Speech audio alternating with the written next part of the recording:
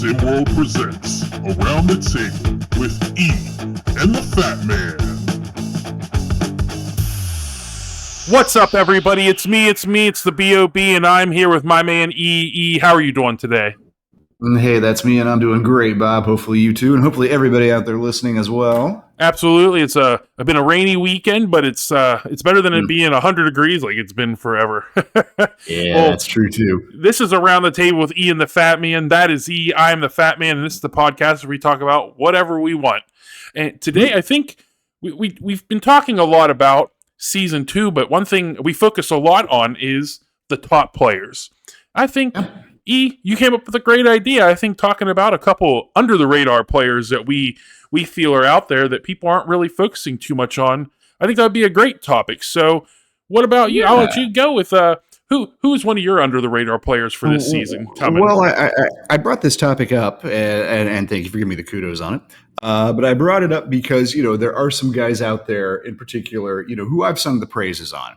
And that doesn't mean, that I don't like guys who are a little bit more talked about, like Arthur Lattimore, right? Yeah. Or Trey Hyman or D'Angelo Jordan. I mean, guys who all either starred or showed us big time flashes last season who we expect huge things out of the next one. But there are guys out there who I do think are going to emerge, who were either with us last year or coming into the game that aren't getting as hyped up right now. So a couple of them are favorites of mine, so let's go ahead and throw one out there. And if you've been following me on our Discord channel, you might know this first name. I am a fan. He might be 16 years old now, but last season, the 15-year-old Enzo Wolf from Frankfurt, Germany, came over from Europe to play for the North, play up there in Toronto. And look, obviously the North didn't have a great season. Yeah. No, it wasn't so special. So right there off the bat, even if you were having an amazing year, you're going to fly a little bit under the radar. For instance, I wonder how many people out in SimWorld even know the name Donovan Bird Culver, 16-year-old who put up 13 points for them last year. Nobody knows that kid's name. Yeah. But maybe this year, when they're a little bit better, assuming he sticks around, Donovan anyway, they will. But Enzo, let me talk about Enzo Wolf. One of the 15-year-olds in the SimWorld game last year, and let's look at his stats, look at his numbers, and the first thing that really jumps out at you, and you don't say this very often, is the weight. Enzo was the lightest, the most stick figure of any player in SimWorld last season. 139 pounds. I don't know why. That's kind of cruel. You could have at least rounded the kid up to 140. Give him a $140, make him sound a little bit better. But 5'10" and not even 140 pounds. Super light out there. But, for somebody who joined midway through the year, he missed the first couple weeks of the North season, but came on, got some starts, averaged about 17 minutes a game. And you look at some of his other point totals, and it's kind of modest, right? 5.1 points per game, didn't shoot the ball well, didn't even shoot 40% from the field overall, a couple rebounds a game. It was sort of like average numbers. Nothing kind of jumps out at you. But why I'm here to talk to him about him today is two things. First of all, when you watched live, you could just see sparks. You could see some recognition. A really good offensive creator, I would say, Enzo is. And that jumped out at me just sort of watching tape, just sort of calling games, number one. But the real impressive thing, first of all, the kid can shoot a little bit. Yeah. Shot 38% from three. And I think that's something that we're going to see just kind of get better. I actually think over the next couple of years in SimWorld, he can develop into a true outside shooting threat. That's number one. But sneakily, Enzo Wolf, again, I'm talking about him today because it's a name that nobody knows. On the down low, he is one of the best passers in the entire SimWorld game. First of all, he averaged 2.6 assists per game, which led the North last year, actually racking up more assists than Alex Rodriguez, which makes some sense because he'd come on and play the one. Alex played the two next to him sometimes when we're out there on the court together. But 2.6 assists per game, nice number. What is crazy is that he pairs that with less than half a turnover a game, 0.4 turnovers a game. That turns into a 6.5 to 1 assist to turnover ratio. Somebody out there listening, correct me if you know of a case where I'm wrong, but I believe that is the best assist to turnover ratio in all of SimWorld. I mean, to put it into comparison, take DJ Wagner or take Dominic Bianco, all-star guards, right? Godly, talents, no doubt about that. And they're both good passers who average a really solid 3-to-1 assist to turnover ratio. So, more than double that. And you're doing what Enzo Wolf has done. I've heard no rumblings of Enzo looking to take his talents elsewhere. Yeah. Now, of course, Coach Kostrov has come back to Europe. Maybe he'll try to pull him back home, get him back home to Germany. Either way, if Enzo moves or if Enzo decides to stick with the North and be one of the foundational pieces there in their rebuild, I expect a lot of things from him, actually. I think he could be one of the assist leaders in this whole game next year, provided, that he gets 25 minutes a contest or so. And I think his talent can earn him that. So for that reason, I got to talk about Enzo Wolf as being one of my unsung stars. And I think there is a real good chance that his name is going to be one that everybody knows by the end of next season. Oh, yeah. I think he's going to be one of the top facilitators in all of SimWorld Prep next season. I will say that I'd say there is a negative 3,000% that Enzo Wolf is going to leave the North. I think him and Alex Rodriguez has built a really, really good relationship, and I do not see him leaving A-Rod. If A-Rod would leave, I could see Wolf maybe following him or potentially going back overseas, but I do not see that happening. So I think we're going to have the Enzo Wolf, Alex Rodriguez show this year. Like you said, Donovan Bird-Culver with his 13.3 points per game somehow, and nobody talked about him. He's unranked. Yeah. Nobody right. talked. So there's something's going on that he's not ranked. A three-guard backcourt of Enzo Wolf at point, Alex Rodriguez kind of at the 2, and Donovan Bird-Culver as a third guard or sort of swing wing player there. The North needs some paint powers, some beasts in there. They could use Tyson Simpson back, but that ship sailed more than a year ago. But yeah, you pair it with a little bit of front court talent, and the North could be ready to reload, ready to do some damage with those three. For sure. No, I think that's a great pick. Definitely a good one to put up there. I'm going to go. Match it. Yeah. Can you match it, Bob? Who you got for your first guy? Yeah, I'm going to jump to the other side of the continent. I'm pretty sure. I don't know where anything in Canada is, so we're going to say that I'm correct. So I'm going to jump over to Cascadia, and I'm going to go with Tyshawn McGrady. I think that Tyshawn McGrady, he's a very, very good player. He's ranked compositely, he is ranked 51st right now in SimWorld Prep. I just think that this is a guy who we could see as a top 5 scorer in the league. I do think that he has that kind of ability. Obviously, there is the potential of Arthur Lattimore not being there anymore, so McGrady's going to really have to run that offense. Jason Tada's gone, and that's 12.6 points per game. They're going to need to figure out how to replace. I think McGrady's a 20-point scorer. He's a decent 3-point shooter. He's a decent scorer in general. You got Gonzaga and Oregon looking at him, so he's obviously no slouch.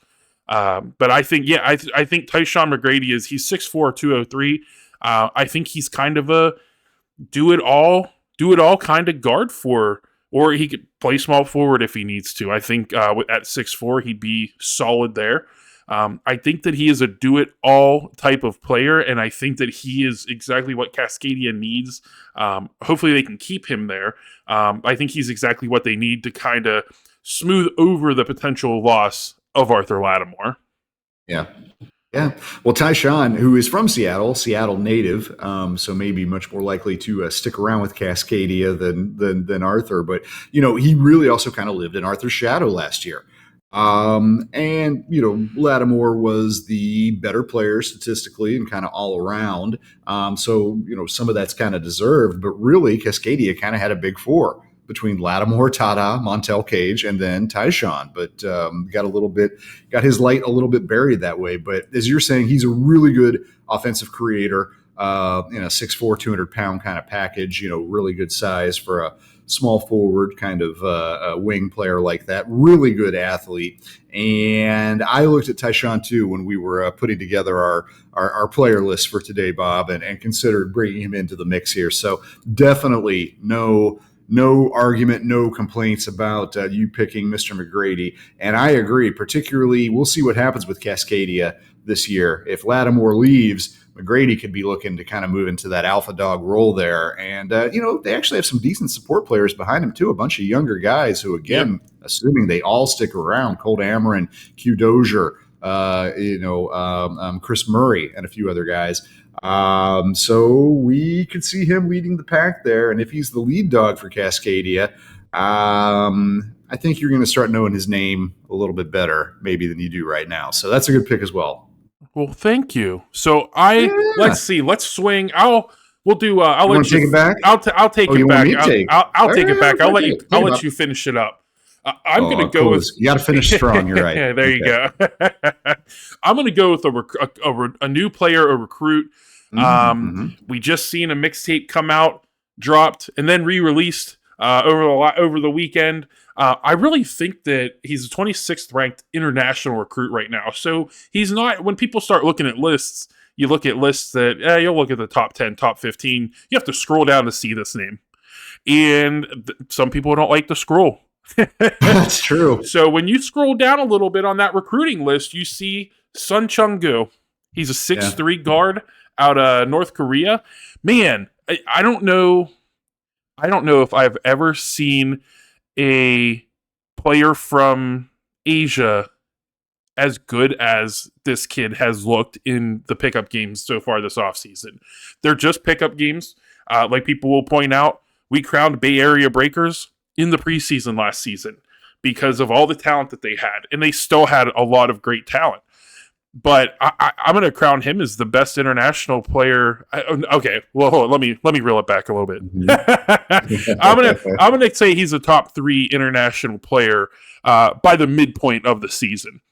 This kid can do everything. His athleticism for being 6'3", some of the things that he has done on the court has been mind-blowing. Some of those dunks that he's put up, the athleticism, the hops that he has, the ability that he has to get to the basket and to step back, hit a three, and his defense, he's just all around. I think that he is going to be the most complete international player by the end of the season. And that includes with players like Cool Webb out there, Richard Hennessy, J-Mo, Devin Fields is a good player, but I just think that his total talent, just what he has shown, his ability to get to the basket at 6'3", his ability to hit the threes, his ability to pass, his ability to jump 300 feet off the ground. I think that he has just shown so few holes in his game that, and I'm hoping it's not just I hope it's not Linsanity 2.0 where it's like here's 10 games of good play and then disappears, and I don't think it's going to be that. I think that he is going to be the best Asian prospect, or out of that area prospect, that we have seen in basketball possibly ever. Yeah. Yep, I can see that. And look, I think that mixtape caught everybody's attention. You don't want to get too hyped on a mixtape. Yeah. That mistake's been made before, but at the same time, definitely put him on the radar. Definitely some people questioning, number 26 exactly. How's that work? My only concern actually with the kid is unfortunately his nationality. And not that there's anything wrong necessarily being with North Korean, but you do have to wonder how the visa issues are all going to work out. That's something politics can always step in the way. Yeah, unfortunately. There's somebody probably that you and probably almost nobody has ever heard of, a player named Ri Myung-hun. Ri probably wasn't skilled enough to really have a top level professional career. But he did stand 7'9" tall. The problem was Ri was from North Korea, and he was never actually. There was definitely interest in having him try out, and of course, even below the professional side, but was never able to truly kind of permitted to come over and interview or to become a part of a team tryout and all the rest of that. So. I do remember him, and I remember kind of what happened with him. I hope the same thing doesn't happen here, but yeah, we've already seen in the pickup game all the talent in the world. So just kind of hoping that there's no red tape or anything that kind of complicates that situation, because otherwise, yeah, you might be looking at somebody who I think, again, just based on potential, just on what we've seen of that one tape, could be looking at one of the top, if not the top, international players in the SimWorld game this next season. So, a little bit of a mystery box. Forrest Gump's box of chocolates. You're not sure what you're going to get when you open that up, but you're tempted to try, aren't you? Yeah, absolutely. It's a pretty package. I'll put it that way. So, all right, I'll take it back for the closer here, and I'll bring it back on these shores, all the way from Korea. I'll take it back to Chicago, because Lakeshore Drive and a Chicago, Illinois native, Angelo Roman, is the other player to make my list. And if some of you were saying, who? Well, fair enough. Roman only played 12 minutes a game for a Lakeshore team that was decent, but, didn't exactly roll the league, did it? So you might be asking already, all right, a guy coming off the bench for kind of a mediocre team last year, what's supposed to be so special about this guy? And part of it is that I'm not sure why he only played 12 minutes a game. You'd have to talk to Coach Lovelace, Brian Lovelace, about that. But Roman, 6'4", about 200-pounder, about the same size as Alex Rodriguez, who we were just talking about, by the way. Yeah. And a similar kind of game where he can kind of float a little bit, shooting guard, small forward. But he did average more than 5 points per game, was a bit of a bucket off of the bench for Lakeshore Drive. Not the world's most efficient shooting at about 44%, but part of the reason why I'm so high on him for next year is limited playing time for Lakeshore, a team that had Norman Nations, Dre Carvel, and also big man D'Angelo Jordan that can shoot the ball, and Angelo led them in three-pointers made. Drained 44 and shot 47%. Was perfect for the stripe, by the way. Just an all-around great shooter, Angelo Roman, and he's also an underrated athlete. And for that reason, just somebody, again, who I think is likely to explode this year once he starts to see some additional minutes. But once again, anybody can move. But for the moment, imagining that this Chicago native is going to stay close to home, close to Illinois, and stick with Lakeshore Drive, I could see him actually kind of moving into that Dre Carvel role, really, for this LSD squad.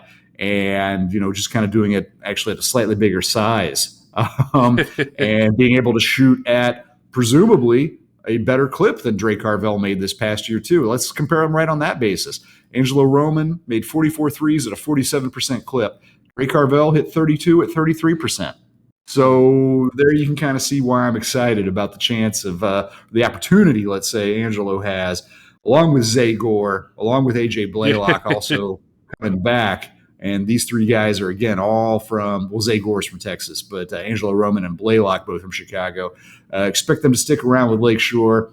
Expect them to both be some of the foundational pieces for them next year, but particularly Angelo Roman, I could see him tripling that scoring average, 15, 17, 18 points a game, and being one of the leading three-point shooters in the SimWorld game next year. So for that reason, I had to also nominate Angelo Roman along with my man Enzo onto the all underrated team here. Yeah, and honestly, I think if you look at that Lakeshore Drive, I think you mentioned a lot of their names. I mean, you couldn't go wrong picking Blaylock, Gore, even Jordan. I know he's ranked 16th, but he still flies under the radar. Norman Nations too. It's like all these guys, like they all fly under the radar, but Angelo Roman probably does fly under the radar more than any of them. And it is amazing that for someone who averaged 12 minutes a game, that they were the leading 3-point scorer on that team. Is there any, we'll wrap it up here so I can go watch the Vikings probably, actually. This is going up at 4, so the Vikings probably lost to the Chargers already. So by the time this airs, we'll see. But no, Bob, no. Are there any quick hitters for you? You got any that you didn't want to talk about? But well, it wasn't much that. I mean, look, I did kind of look up and down the rosters here, and I picked out a few guys I thought about talking about. Already talked about one of them because made your list with Cascadia's Tyshawn McGrady. Okay. But, there are some other guys out there too. Daniel Horry, I considered, but I almost feel like people know his name too well, so I left him off for that reason. But Leonidas Wright is another guy who I really like. He was, again, kind of a backup on Beasts of the East last year, who I expect to emerge, see that too. And, I'll throw out one more name for everybody there as well, which on Bad Boys, or no longer Bad Boys, because he's made his intention to leave firm, but Alabama boy Aiden Weaver. He, again, can shoot lights out, and is another one along there with Angelo Roman I expect to be among the lead three-point leaders next year. Just a question of where he's going to be playing and what kind of system to see if that's possible. But both those guys could I don't know if anybody's going to touch Trey's 150 plus that he put up last year, but somebody else may at least hit triple digits out of that bunch, which would make them only the second SimWorld player to hit 100 or more threes in a year. So there you go. I'll throw those names out. How about you? I think, end this on, Bob? Yeah, I'm going to go with a different Leonidas, but I'm going to go with Leonidas Papadopoulos with Europe. I just think that overall he's I think he is arguably a top 5 international player. He just, I mean, none of the international teams really did much outside of Asia Pacific last season. Like a lot of the international players and teams in general, like they all flew under the radar. But I do think Papadopoulos, I mean, he found himself on the top plays multiple times because of his athletic dunks that he had. I think he is going to be a big one. I really hope that Jason Crosser can finally figure out what his plan is at 7'1", 221. But Anthony Council, I think Anthony Council for Queen City Kings is one that I think people really need to be on the lookout for. I just think that he is another one of those players who maybe last season coaching didn't put him in the best spot, but he is again another one of those athletic guys that can just kind of do a little bit of everything. And it'll just be really exciting to see what he's able to do with Coach Skinny, assuming that Coach Skinny is bringing in Renzo, bringing in Carter Fields. You see, they're going to bring all this other talent in that I think could maybe Benari, right? And Anthony Council will have his light hidden under a bushel again. Oh, no, there you go. Yeah. Well, I appreciate you as always. I hope that you have a good rest of your weekend, and I hope everybody has a good rest of their weekend. And make sure you get on our Discord, SimWorld Hoops, hit up the YouTube channel, and do everything you can. Engage. Earn them engagements. Well, thank you. Gotta get it. Yeah, absolutely. Thank you. I hope everybody has a great rest of their weekend. All right. We'll talk to you next weekend again, folks.